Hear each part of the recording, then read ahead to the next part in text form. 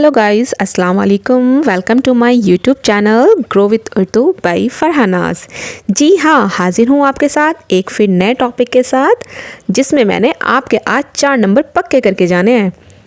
ठीक है, थंबनेल देख के तो आप समझ ही गए होंगे कि आज हम क्या पढ़ने वाले हैं। जी हाँ, आज हम पढ़ेंगे यूपी बोर्ड एग्ज़ाम में जो 2025 का आपका एग्ज़ाम होने वाला है, उसके वेरी इंपॉर्टेंट नोट्स में आज हम जो आपके 4 नंबर की सवाने हयात आती है, हिंदी में बोलूँ तो जीवन परिचय आता है शायर का, तो उसमें आज हम हसरत मोहानी की सवाने हयात पढ़ेंगे। और ये सवाने हयात आपकी बोर्ड एग्ज़ाम से रिलेटेड बहुत ही इम्पॉर्टेंट सवाने हयात है। हसरत मोहानी एक ऐसी शख्सियत हैं जिनके बारे में इम्तहानात में, दखिल इम्तहानात में, मैं सिर्फ यूपी बोर्ड की बात नहीं करूँगी, इसके अलावा भी जो भी आपके बहन भाई अदर स्टेट का कोई भी एग्ज़ाम दे रहे हैं उर्दू से रिलेटेड, उसमें हसरत मोहानी से क्वेश्चन ज़रूर पूछे जाते हैं, क्योंकि ये कोई आम शख्सियत नहीं है, ये बहुत ही अहम शख्सियत के मालिक हैं, इसलिए इनसे क्वेश्चन ज़रूर पूछा जाता है। तो आइए बहुत ही ध्यान से और बहुत ही अच्छे से हमें इसको पढ़ना है। लेकिन आप सभी से मैं रिक्वेस्ट करना चाहूँगी कि प्लीज़ जिन्होंने अभी तक मेरे चैनल को सब्सक्राइब नहीं किया है वो मेरे चैनल को सब्सक्राइब कर लीजिएगा, बेल आइकन को प्रेस कर लीजिएगा, ताकि जब मैं दोबारा से आपके लिए कोई इंपॉर्टेंट वीडियो लेकर आऊँ तो आप तक उसका नोटिफिकेशन पहुँच जाए।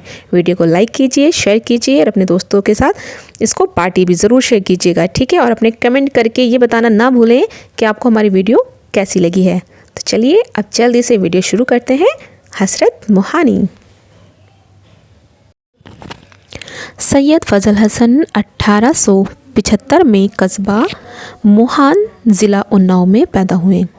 अरबी और फ़ारसी घर पर पढ़ी और अंग्रेज़ी तालीम स्कूल में हासिल की।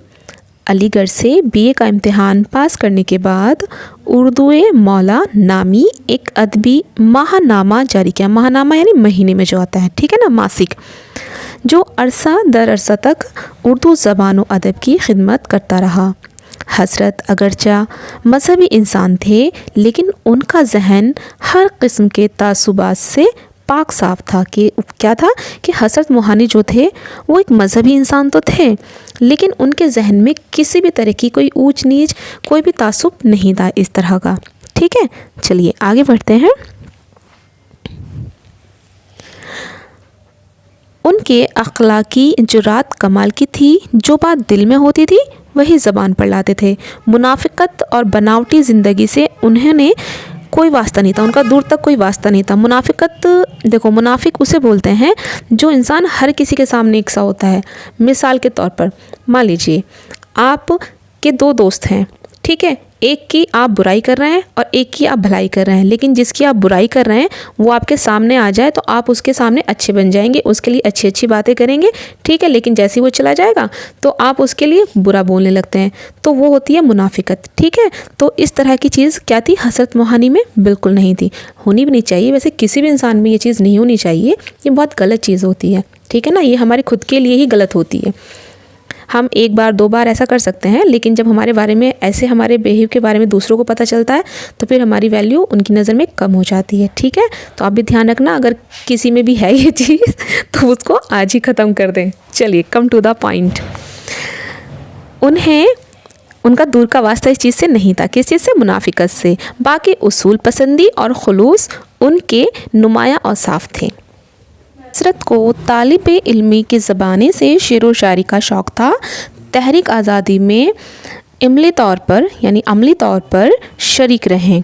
उनके रिसाले उर्दू मौला की ज़मानत ज़ब्त कर ली गई। अभी हमने पीछे पढ़ा ना, उर्दू मौला इनका क्या था? माहनामा था, तो उसको क्या कर लिया गया? उसको अंग्रेज़ी सरकार ने क्या कर लिया? ज़ब्त कर लिया। कई बार कैद बंद की सोहबत बर्दाश्त की, लेकिन आज़ादी के माइल के सिलसिले में किसी से भी कोई समझौता ना किया।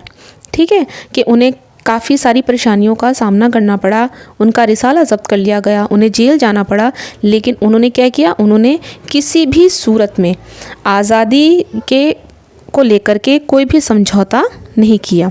ठीक है, चलिए आगे बढ़ते हैं।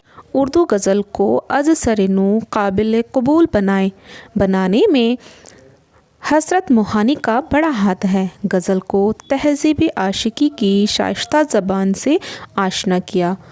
اردو دور اثر کے ساتھ ساتھ شیرینی، دلکشی اور طرز ادا میں شگفتگی و لطافت پیدا کی۔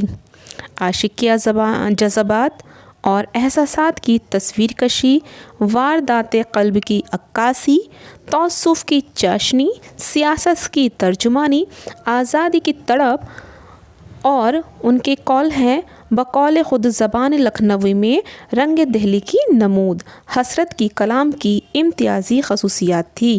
یعنی کہ اگر ہم حسرت موہانی کے جو کلام ہیں، جو ان کا ادب میں جو انہوں نے خدمت کی ہے، اس کے اگر موضوع کی بات کریں تو اس میں کیا کیا چیزیں آتی ہیں؟ ایک تو اس میں کیا آ گئی ہے؟ عشقیہ جذبات آ گئے، احساسات کی تصویر کشی آ گئی، واردات قلب کی عکاسی آ گئی، تعصب کی دل چاشنی ہو گئی، سیاست کی ترجمانی ہو گئی۔ تو یہ سب کیا تھی؟ یہ حسرت موہانی کے کلام کی امتیازی خصوصیات ہیں، ٹھیک ہے۔ اور 13 مئی 1951 کو انتقال ہوا۔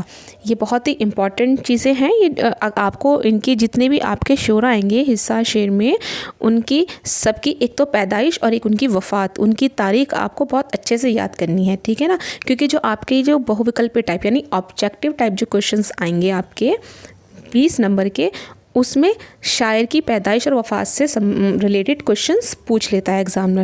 تو ٹھیک ہے، جتنے بھی میں آپ کو شعراء کی سوانح حیات کراؤں گی، ان کے نا آپ سبھی کے پیدائش اور وفات کی تاریخ بہت اچھے سے نوٹ ڈاؤن کر لیجیے گا، ٹھیک ہے، تاکہ آپ کا کوئی بھی کویشچن نہ چھوٹ پائے، ٹھیک ہے۔ تو اس کو آپ یاد رکھیں گے کہ ان کا انتقال کب ہوا؟